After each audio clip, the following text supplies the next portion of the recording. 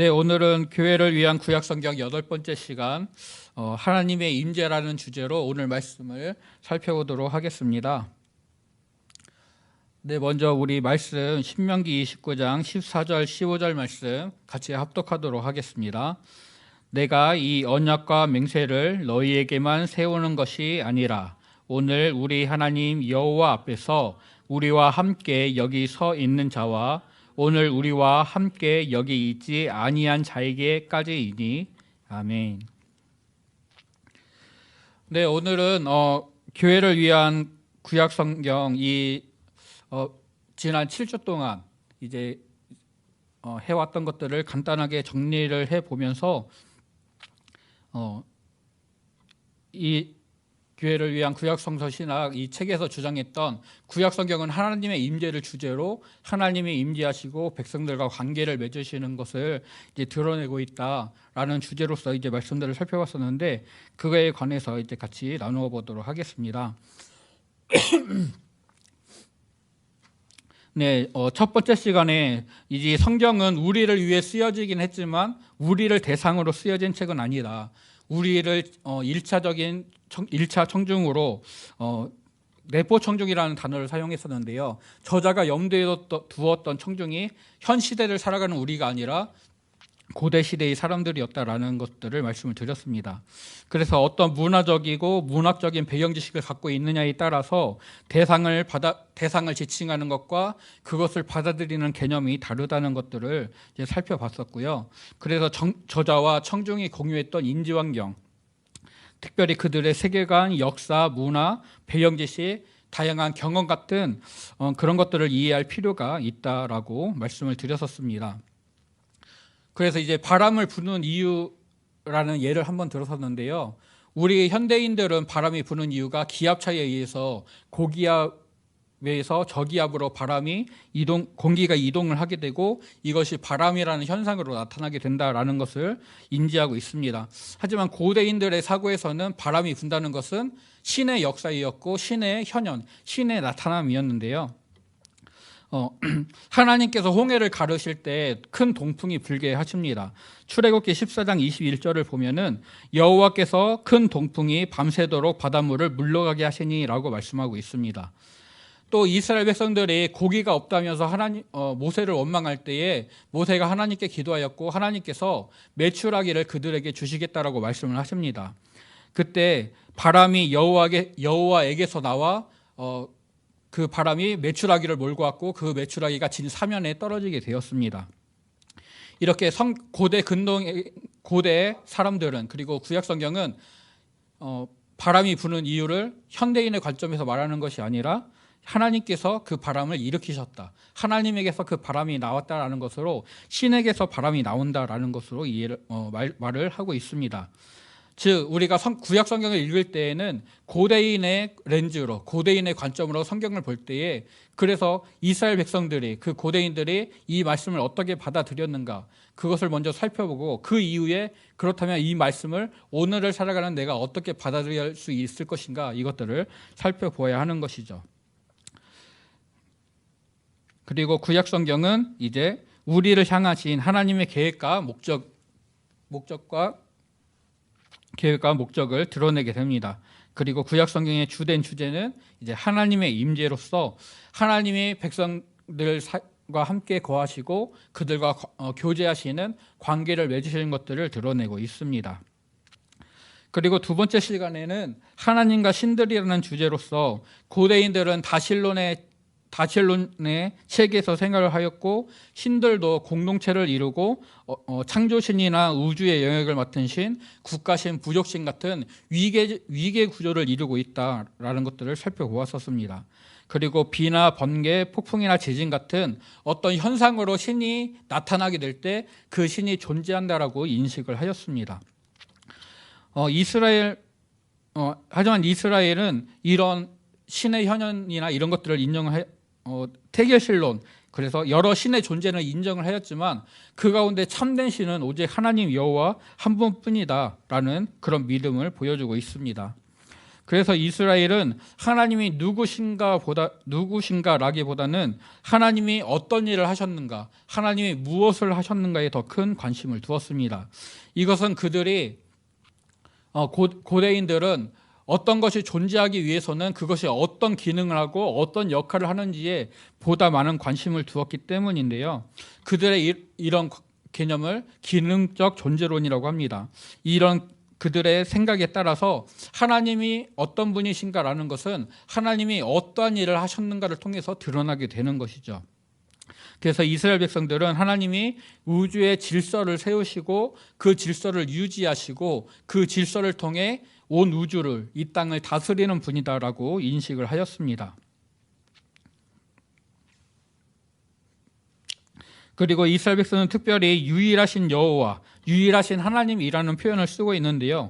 이것은 현대인의 우리들의 생각에서는 이 유일하시다라는 것은 하나님 한 분뿐이 참신이시다라는 것을 의미하고, 고대인들에게는 하나님과 비교할 수 있는 다른 신이 아무것도 없다라는 것을 고백하는 말이었습니다.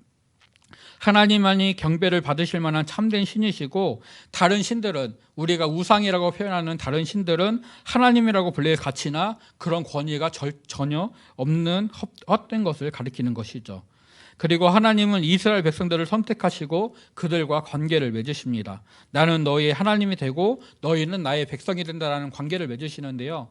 고대 근동에서 신들은 인간을 신의 필요를 채워줄 노예, 종으로만 봤었는데, 하나님은 인간을 하나님의 대리자로, 하나님의 창조하신 세계의 감독자로 세우시고 하나님의 형상이라는 신분을 부여하십니다. 이런 부분에서 하나님이 다른 신들과는 구별되는 분명한 모습들을 보여주시고, 이를 통해 다른 신들과 비교할 수 없는 오직 유일하신 하나님 여호와라는 것들을 보여주셨습니다. 그래서 이스라엘 백성들은 하나님을 아도나이라는 표현을 써서 나의 주님이라고 고백을 하였는데요. 이것은 이제 주님을 뜻할 때 아도나이는 참된 권위를 지닌 주인이라는 뜻이고, 또 바알이라는 단어는 소유주, 오너라는 뜻을 가지고 있다고 말씀을 드렸었습니다.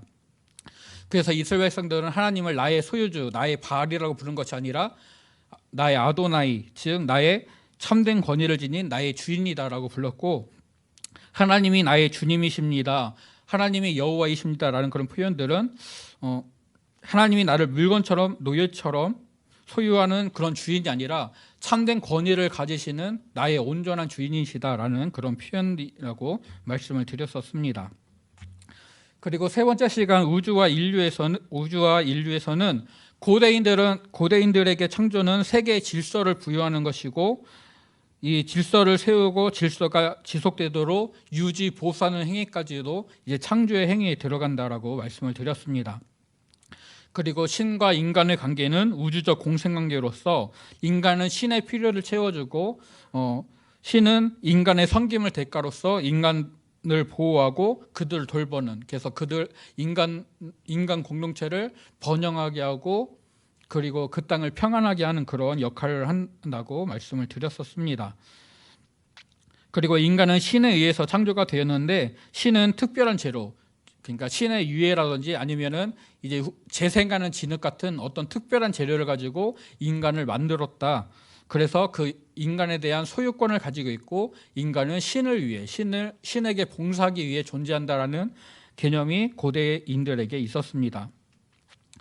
그런데 이스라엘은 하나님이 사람을 창조하실 때 하나님의 형상으로 창조하셨다라고 말씀을 합니다. 이것은 하나님의 목적을 수행하는 대리인이고, 또 하나님이 창조하신 만물의 감독자로서 하나님이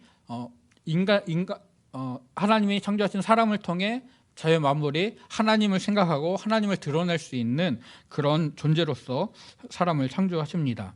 또 하나님은 땅의 흙, 먼지로서 사람을 창조하시고, 이 흙으로 만들어진 존재에 하나님의 루하흐, 호흡, 생기로 번역되는 이 루하흐를 주셔서 이 사람이 생명체가 되게 하셨습니다.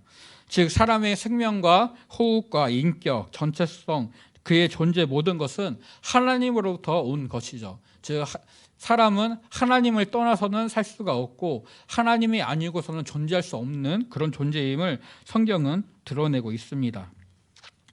즉 성경은 하나님은 우주의 질서를 세우시는 분으로서 창조주이시고 통치자이심을 말씀하고 있고요. 또 사람을 지으시고 생명을 주신 분으로서 사람을 존재하게 하시는 하나님의 주인이심을 드러내고 있습니다. 즉 사람은 하나님으로 인해서 존재하고 하나님을 위해서 존재해야 하는 것이죠. 즉 사람의 존재 목적은 하나님을 위해서 존재해야 됩니다. 하나님을 위한 일들을 감당하게 될 때 사람은 하나님이 창조하신 목적에 맞게 살아갈 수가 있는 것이죠. 그리고 4주차 언약과 왕국 시간에는 이제 언약은 하나님의 임재와 그리고 하나님께서 백성들과 교제를 맺으신다. 그런데 그것에 대한 하나님의 약속이 바로 언약으로 주어졌다라고 말씀을 살펴보았었습니다. 이 언약에는 4가지 단계가 있는데요. 관계, 내주, 통치, 구원의 네 단계를 거칩니다. 그래서 하나님께서 아브람과 그의 가족들과 아브람을 부르시고 그의 가족들과 관계를 맺으시는 것, 그리고 이스라엘 백성들을 시내산에서 이스라엘 백성들과 언약을 맺으시고 그들에게 율법을 주시는 것, 그리고 다윗을 왕으로 택하시고 그에게 다윗과 그의 후손들에게 영원한 왕위를 약속을 하시는 것, 그리고 이제 예레미야 선지자, 에스겔 선지자를 통하여서 하나님이 새 언약을 세우시는 것들을 통하여서 이 언약이 계속 점차 발전하게 됩니다. 하나님께서는 아브람을 택하여서 부르시고 또 아브람이 순종함으로써 그 언약 관계가 시작이 됩니다.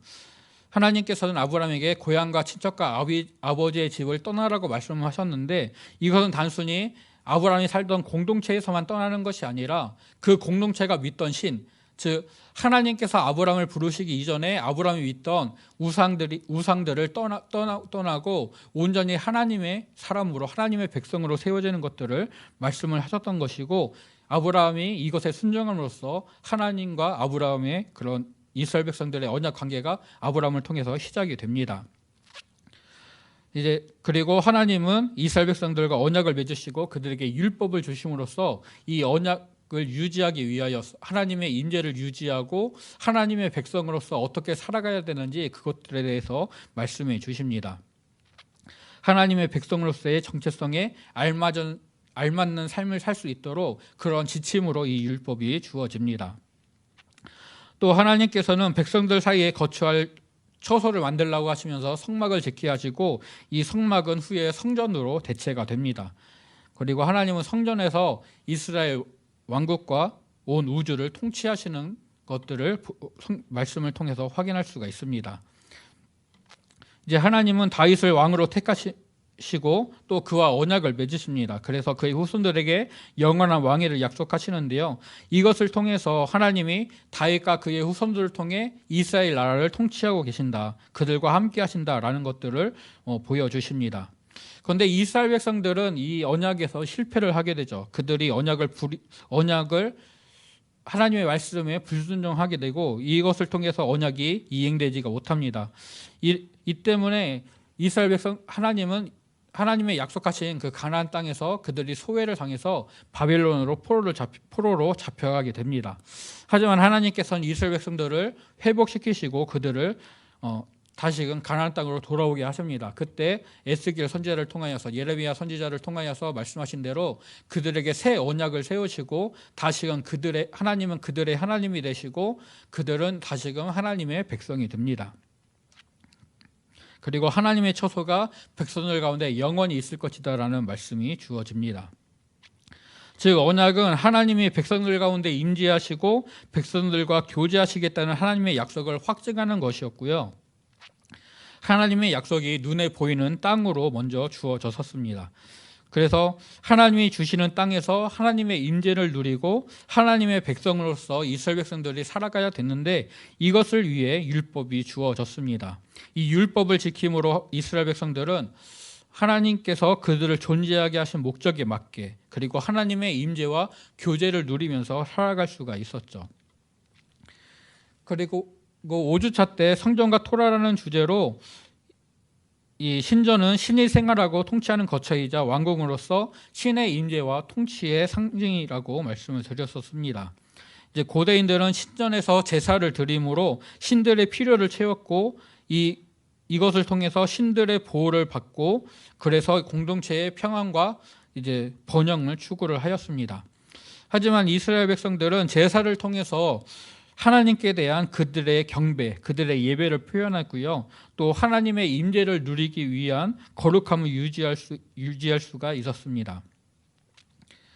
또 율법은 하나님의 백성들이 하나님의 정체성을 그들 가운데 올바르게 반영하는 데 필요한 가르침들을, 그리고 백성들이 하나님의 임재 앞에 나아가서 하나님과의 관계를 올바르게 유지하는 데 필요한 지침들을 알려주었습니다. 그래서 이제 율법, 토라의 목표는 하나님께서 백성들에게 부여하신 거룩한 신분을 그들이 살아가는 세계 속에서 드러내게 하는 것이었습니다. 즉 이스라엘 백성들이 하나님의 명령을 지켜 행할 때에 그들은 하나님의 백성이라는 정체성을 드러내게 되고, 이것을 보는 다른 사람들이 저들이 하나님의 일을 행하는구나, 하나님을 드러내는구나 라는 것들을 알 수가 있었습니다.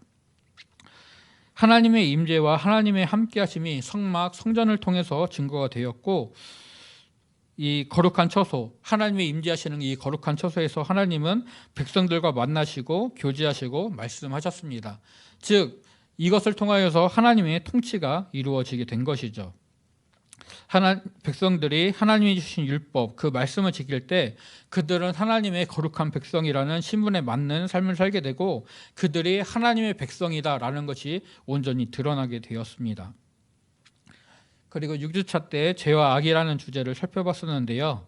죄는 악의 원인이었고 악은 죄를 포함해서 나타나는 어떤 결과들이었습니다.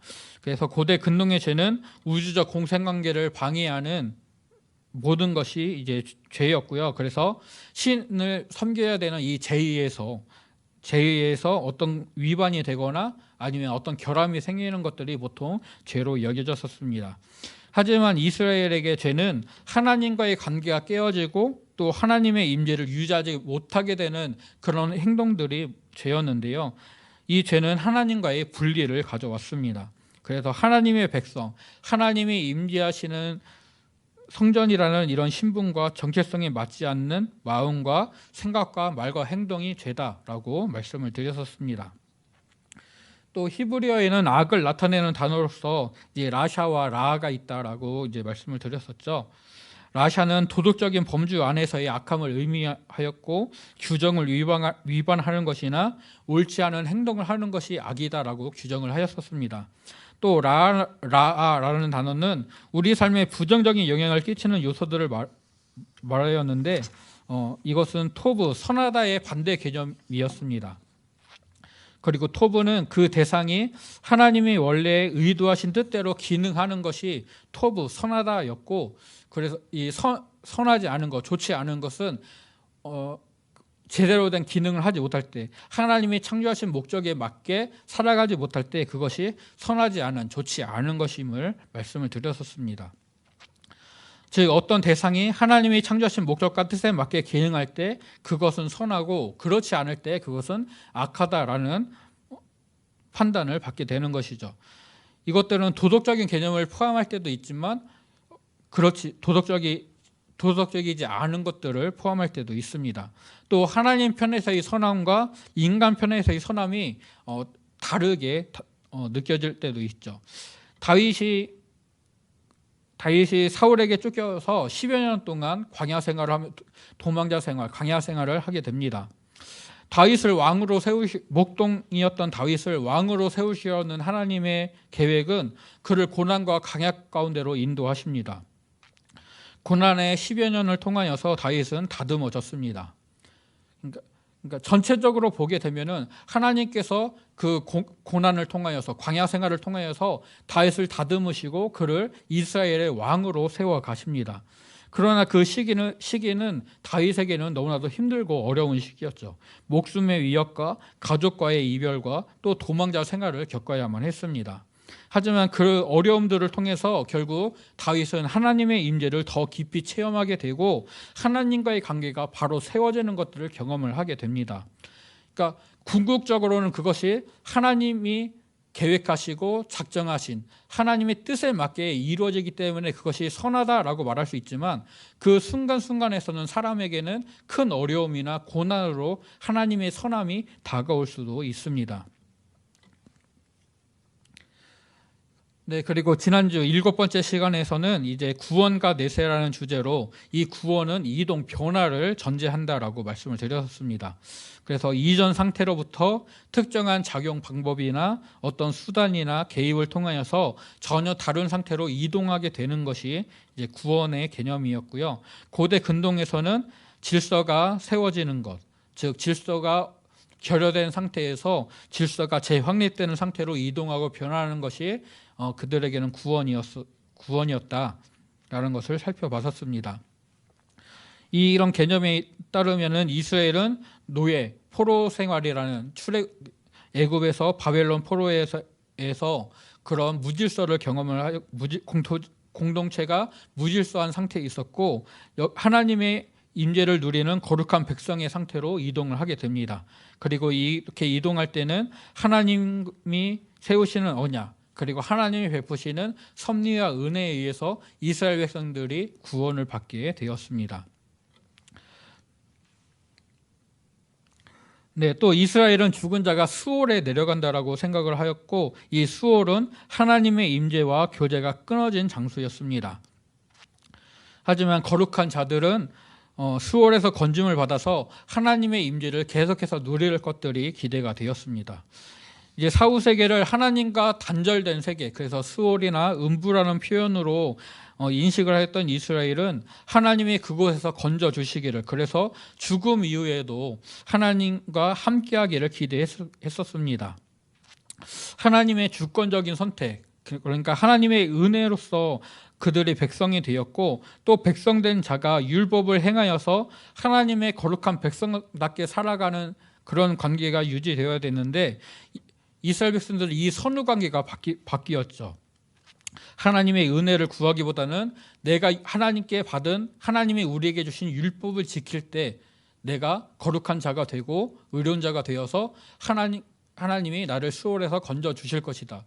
즉 하나님이 은혜가 먼저이고 그 은혜를 받은 자가 율법을 지켜 행하는 것으로서 그들의 삶이 거룩한 백성으로서의 삶을 살아야 되는데, 이 율법의 행위를 그들은 먼저 거기에 중점을 두었고 그것이 먼저라고 생각을 하였었습니다.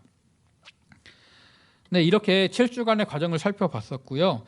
그래서 이제 이 모든 것들을 정리를 해보자면, 구약 성경은 하나님이 어떤 분이신지를, 하나님이 어떤 일을 행하셨는가를 통해서 하나님이 어떤 분이신지를 드러내고, 그리고 그런 하나님께서 이스라엘 백성, 하나님이 택하신 백성들과, 이제 구약 성경에서는 특별히 이스라엘 백성들과 그들 가운데 임재하시고 그들과 교제하시는, 그들과 관계를 맺으시는 그런 것들을 보여주십니다. 이제 구약 성경은 하나님이 우주의 질서를 세우시는 창조주이심을 드러내고 있습니다. 하나님은 세우신 질서를 계속해서 유지하시고 또 보수하시는, 그것을 이어가시는 통치자이십니다. 또 하나님은 먼지로 사람을 지으셨습니다. 모든 인간은 먼지에서 온 죽음을 피할 수 없는 존재였죠. 사람에게 하나님의 루하흐, 하나님의 호흡과 생기가 부어질 때 사람은 생명체가 되었고 하나님의 형상으로서 존재할 수가 있었습니다. 즉 하나님은 창조주이시고 통치자이시고 그리고 사람을 만드신 그런 분이십니다. 또 하나님 이제 증거됩니다. 이 표현은 오직 하나님만이 경배를 받으실 만한 분이다라는 것들을 말씀하고 있습니다. 또 하나님은 택하신 백성들 가운데 임재하시고 그들과 교제하시죠. 이 하나님의 임재는 성막과 성전을 통해서 증거가 되고, 하나님의 약속은 이 약속의 땅으로서 눈에 보이는 약속의 땅으로 확증이 됩니다. 이스라엘은 하나님의 거룩한 백성으로서 하나님이 주신 명령, 그 율법에 순종하게 될 때 하나님의 약속으로 주신 그 땅에서 살아갈 수 있는 자격을 얻게 되었습니다. 성막과 성전으로 증거되던 하나님의 임재는 예수님의 성육신과 그리고 오순절 성령 강림으로 이어지게 되고 훗날 천국 하나님 나라를 통해서 완성되게 될 것입니다. 하나님이 세우시는 왕은 하나님의 대리자로서 하나님의 율법을 이제 복사하여서 읽고 지킬 것이 요구가 되었습니다. 특별히 하나님은 다윗을 왕으로 세우시고 그와 언약을 맺으셔서 그의 후손들에게 영원한 왕위를 약속을 하십니다. 이를 통해서 하나님은 이스라엘의 통치자이심을 드러내시는데요. 하나님이 세우시는 왕과 그의 후손에게 약속하신 왕위를 통하여서 하나님이 그 왕을 다스리고 왕이 나라를 다스리는, 그래서 하나님이 진정한 왕이심을 드러내게 됩니다. 또 하나님의 통치는 눈에 보이는 이스라엘 왕국이 멸망한 이후에도 계속됩니다. 이것은 역사를 주관하시는 것들을 통하여서 확인이 되는데요. 이사야 선지자를 통해 고레스 왕에 대한 예언들을 하신 것들, 그리고 예레미야 선지자를 통해 하나님의 때가 되면은 이스라엘 백성들이 다시금 가나안 땅으로 돌아오게 될 것들을 말씀하셨던 부분들에서 이스라엘의 역사를 통해서 이것들이 분명히 확인이 됩니다. 그리고 죄는 하나님과의 분리를 가져온다는 것들을 보여주고 있습니다. 하나님의 임재를 누리지 못하고 하나님과의 관계가 깨지게 되는 것이 바로 죄입니다. 이 죄는 사사시대 이방인들의 지배와 억압을 받던 그 역사를 통해서 또 바벨론 포로 생활을 통하여서 이것들이 분명하게 드러나고 있습니다. 그리고 이스라엘은 이 죄를 해결할 능력이 없었죠. 하나님이 세우셨던 사사라는 구원자를 통하여서 그들에게 평화가 임하게 됐었고, 또 하나님이 이스라엘 백성들을 회복하시고 그들과 새 언약을 맺으실 때에 그들의 마음에 하나님의 법을 기록하시고 이를 통하여서 새 언약을 맺게 되실 때 이스라엘 백성들은 다시금 하나님의 백성이 되고 하나님의 임재를 누리게 됩니다. 즉 이스라엘의 어떠함이 아니라 하나님의 선하심, 하나님의 은혜에 의해서 이스라엘 백성들이 회복이 되고 그들이 다시금 하나님의 백성으로서 회복이 되는 것이죠.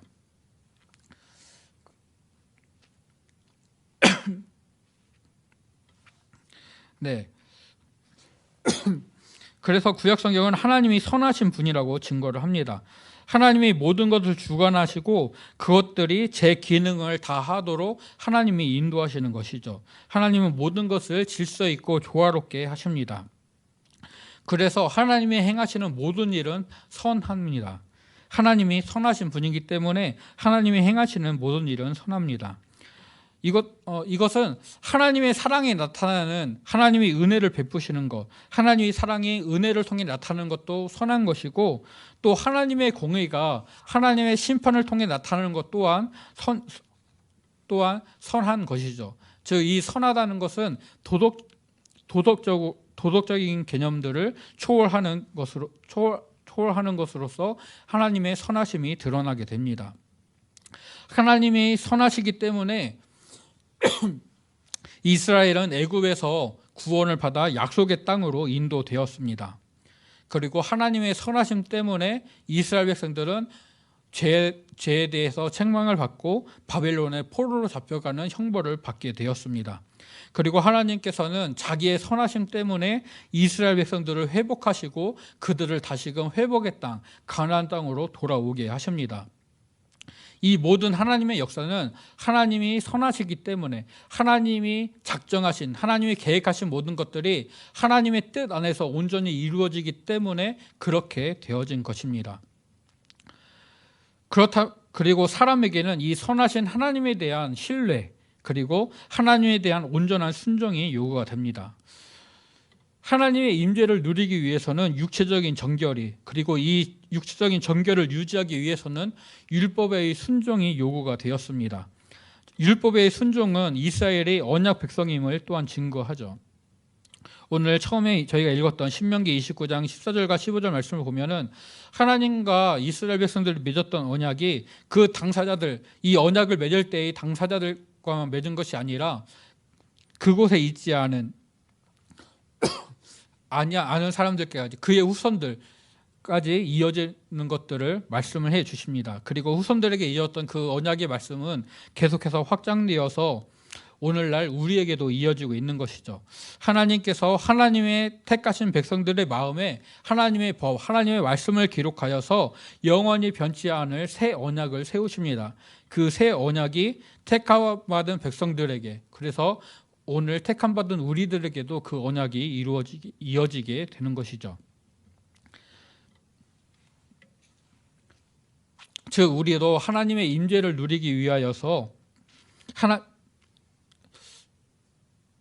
하나님의 은혜를 누리기 위하여서 하나님에 대한 온전한 신뢰와 또 하나님 말씀에 대한 온전한 순종이 우리에게 요구되는 것입니다. 그리고 하나님의 임재는 특별한 장소로 상징이 되어져서 나타나게 됩니다. 아브라함이 쌓았던 제단들, 가나안 땅에 이르러서 하나님의 이름을 부르면서 쌓았던 제단들, 또 이삭이 팠던 우물들을 통해서 하나님의 지경을 넓혀주시는 그런 모습들을 통해서 하나님의 임재가 이제 상징이 되어지고요. 또 야곱이 바단 아람으로 가는 길에 베델에서 하나님을 만났을 때 이곳은 하나님의 집이다라는 표현을 통하여서 그 베델이라는 장소가 하나님의 임재의 장소로 여겨집니다. 또 이제 출애굽 이후에는 하나님이 만들라고 하셨던 거처인 그런 성막, 그리고 나중에 성막을 대신하게 되는 성전을 통하여서, 그리고 성전이 지어진 예루살렘이라는 그 성읍을 통하여서 하나님의 임재가 특정한 장소로 구분이 되어지고, 이 특정한 장소를 향하게 될 때 그 장소를 통하여서 하나님의 임재를 누리고 하나님과 교제할 수 있다라고 그 이스라엘 백성들은 생각을 하였습니다. 성전을 지은 다음에 솔로몬이 성전에 낙성식을 하면서 하나님께 기도를 올리는데, 하나님 이 백성이 성전을 향하여서 기도할 때 또는 성전에 있는 예루살렘을 향하여 기도할 때 우리의 기도를 들으시고 응답하여 주십시오라는 간구를 드립니다. 즉 이 솔로몬의 이 기도는 하나님의 임재를 구하는 것이죠. 하나님의 성전이 있는, 하나님의 처소인 성전을 향하여서 기도할 때 이 성전이 있는 예루살렘이라는 하나님의 임재가 머무는 장소를 향하여서 기도할 때 그 기도를 응답해 주시기를 간구함으로써 하나님의 임재를 간구하는 그런 기도를 올렸습니다. 이 특정한 장소로서 상징되던 하나님의 임재가 이제 신약 시대로 오게 되면은 성도 개개인에게 주어지게 됩니다. 그래서 성도들은 믿음으로써 예수님을 본받고 닮아가는 삶을 살 것들이 요구가 되어지죠. 이스라엘 백성들이 하나님의 임재하시는 성전에 나아가기 위하여서 그들의 정결함을 유지해야 되던 것처럼 이제는 우리 개개인들에게 하나님이 임재하시고 그런 하나님의 임재를 또한 우리가 유지하기 위하여서, 물론 하나님께서 우리 가운데 자정하시고 우리를 그렇게 만들어 가시지만 우리 또한 믿음으로 예수님을 닮아가는, 예수님을 본받고자 하는 그런 믿음의 삶을 삶을 살 것들이 요구가 되고 있습니다.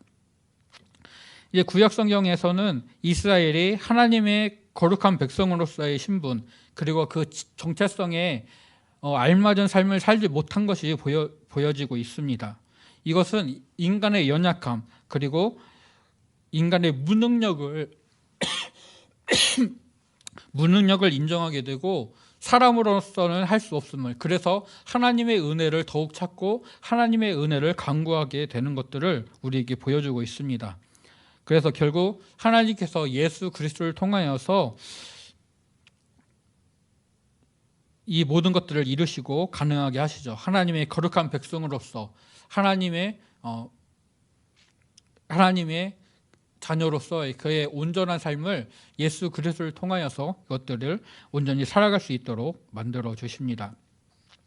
이 구약 성경에서 하나님은 창조주, 통치자, 그리고 주인, 그리고 선하신 분으로서 이제 드러납니다.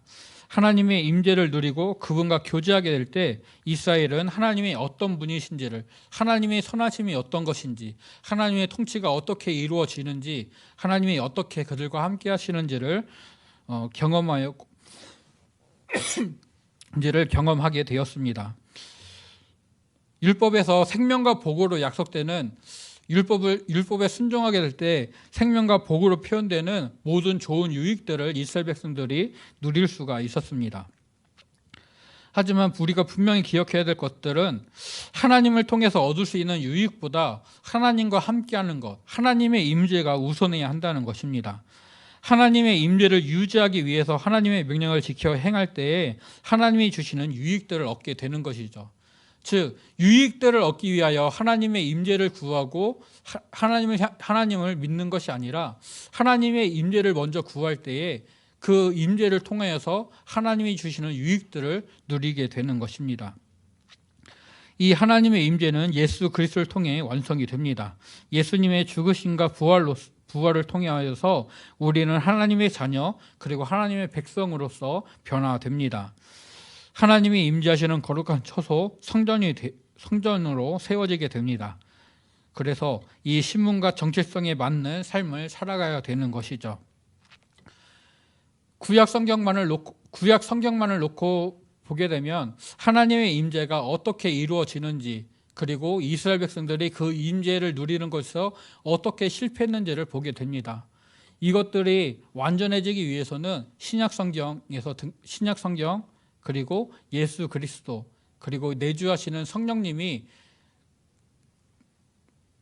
동참이 되어야지만 이 하나님의 임재가 우리 가운데 어떻게 온전하게 이루어지는지, 그래서 우리가 어떻게 온전한 하나님의 백성으로서의 온전한 삶을 살아갈 수 있는지가 우리에게 확실하게 증거되어지고 우리가 그 길들을 확실히 믿음 가운데 걸어갈 수 있게 되는 것이죠. 교회를 위한 구약 성경, 이것을 통하여서 우리가 하나님의 임재를 구하고 하나님의 거룩한 백성으로서의 그런 정체성에 맞는 그런 믿음의 삶을 살아갈 수 있기를 간절히 소원합니다.